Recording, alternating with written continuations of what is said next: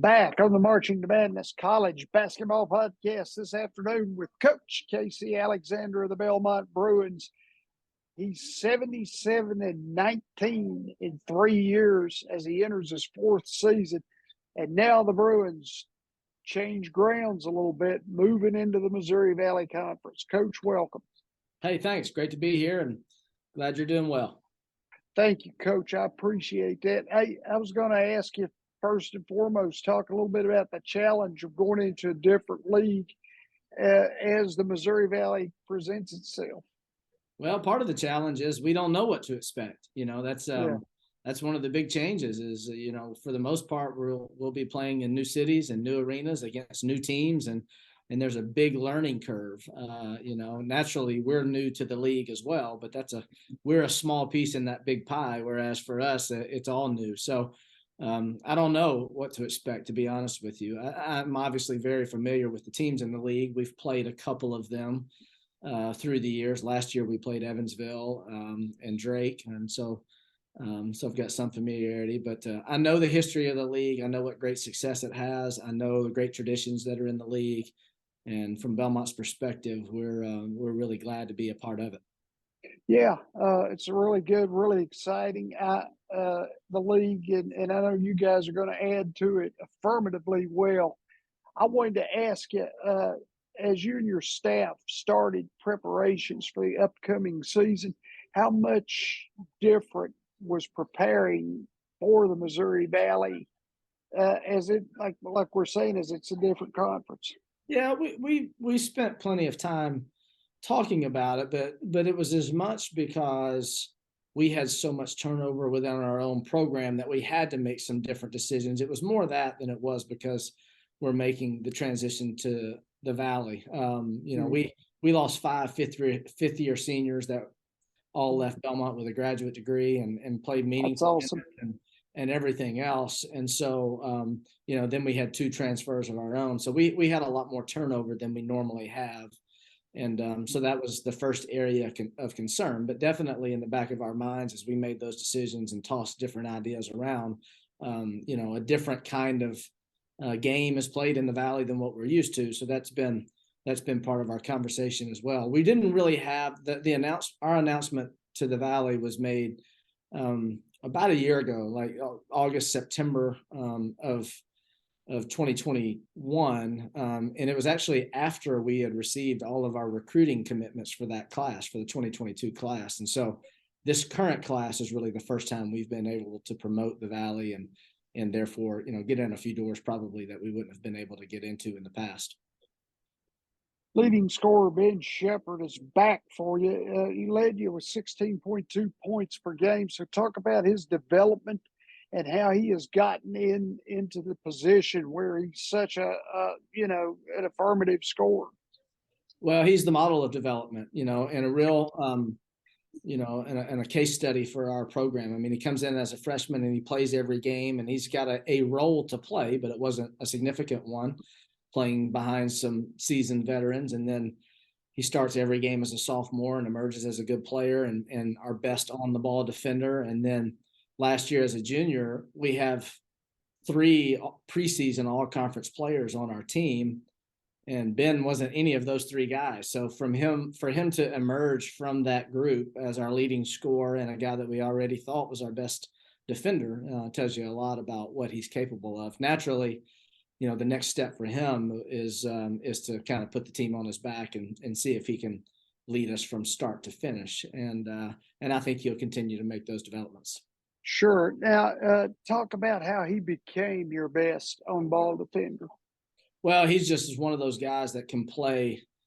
His pace never changes. He's, as a coach, for me, I'm really quick to get guys out of the game when they look tired. I don't leave them in there if I feel like they're tired, but I never feel that way with Ben. He's one of those guys that just plays at a real high speed from start of the game to the finish, just really naturally gifted in that way. And then he's got all the quickness and length and everything else that where he can, when he is behind, he can recover and contest. He's got the quick twitch that he can stay in front of a good ball handler. So, he has the ability to guard really 1 through 3 or even 4, and if it's not somebody that overwhelms him with size, he can guard the best player on the other team, regardless of what that player's strengths are. Now you've got E.J. Bellinger and Michael Shanks back, and they're two players. I guess they were role players more or less last year. So now, how are they going to fit beside of Sheppard, and how will he help them take their games to the next level? Yeah, it's a good question, and truthfully, I think that those guys that you mentioned, along with a handful of others, are going to determine the success of this year's team. We've got a couple of incoming transfers that'll really help us. We've got a couple of freshmen that'll really help us. But it's that nucleus of guys that have been in the program and have played a lesser role in the past that now have to step into a more meaningful and significant role. Like how well they take on that task and how well they perform is going to go a long way toward how well our team does overall. Yeah, and I also saw Evan Bronze, Frank Jakobisic. Yeah, there you go. Okay. Sometimes I have a problem with that, but I'm good usually. Okay. Both of them are around 6'9", so they'll fit in the post as tough physical players, it looks like, with their size. Yeah, our 5-man position will be kind of led by committee, honestly. We lose Nick Musinski, Moose, as we call it.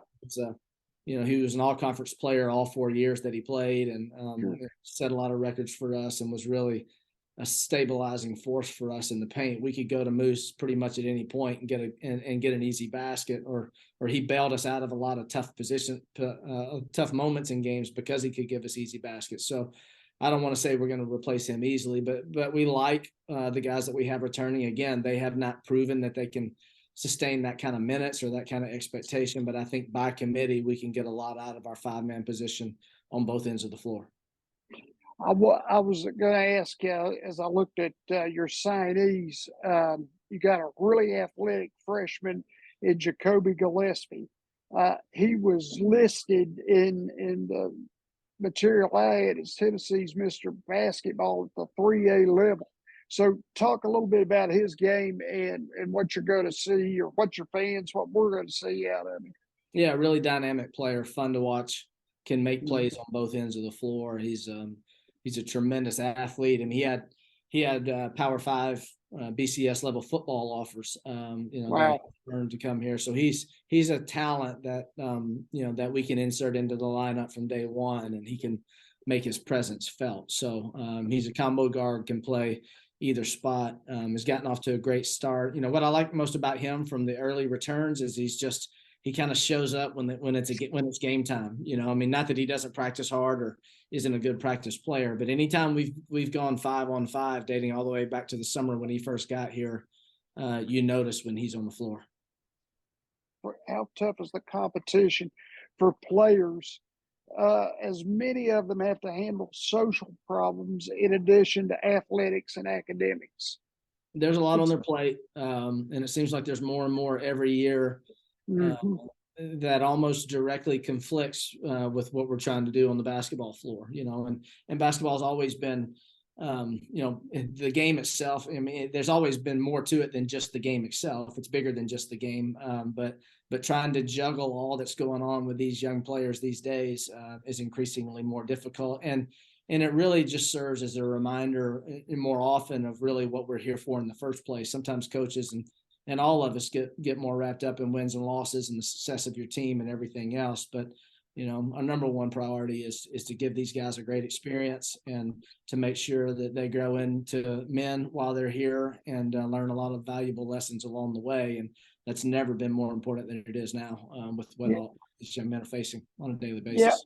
Yeah, I agree. And I was going to ask you in relation to that, analytics has become really a big factor in all of sports across the boards. What do you guys consider maybe your most important analytics, and then how do you and your staff study those? Well, we try not to paralyze ourselves with analytics. I think you can go too far.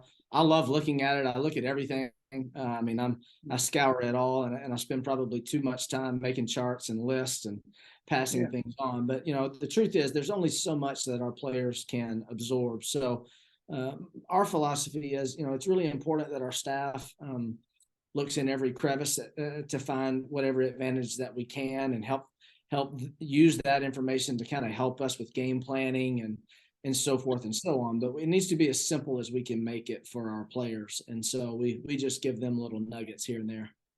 Yeah.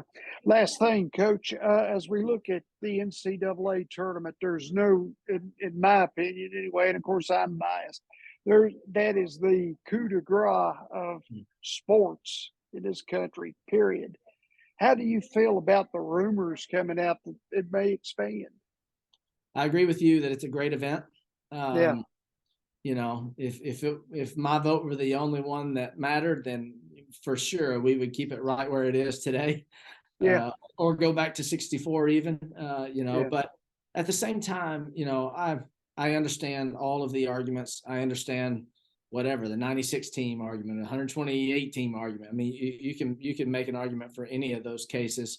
I was having a conversation about this earlier today, and you know, I feel like every year there are a handful of teams that are on the bubble that don't get in, that legitimately have a good case for getting in, and they just don't. They don't, for one reason or another. Somebody got in and they didn't.